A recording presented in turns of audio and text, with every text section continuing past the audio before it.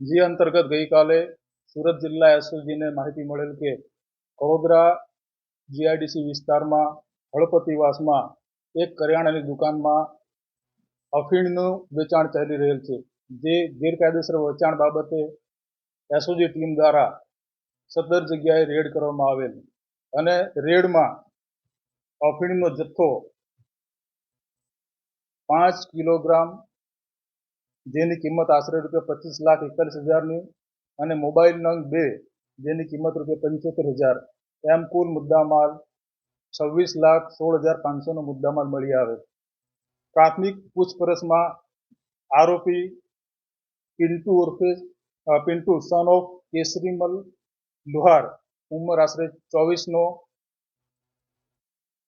મળી આવેલ, જેની પૂછપરછ કરતા સદર આરોપી આ કામે વોન્ટેડ આરોપી બુધારામ દેવારામજી બિશ્નોઈ, હાલ રહેવાસી સાંઈ દર્શન સોસાયટી વરેલી નાઓ પાસેથી છેલ્લા 1 વર્ષથી આ મુદ્દામાલ મેળવતો હોવાની બાતમી મળી આવેલ છે.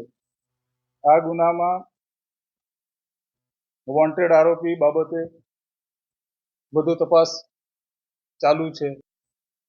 આ દુકાન ભવાની કિરાણા સ્ટોર નામની દુકાન છે, જે વડોદરા જીઆઈડીસી પોસ્ટે વિસ્તારમાં નવા હળપતિવાસમાં આવેલી છે.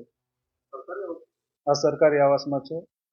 આ પકડાયેલ આરોપી હાલમાં ધોરણ 12 પાસ થઈ તૈયારી કરતો હોવાનું જાણવા મળેલ છે.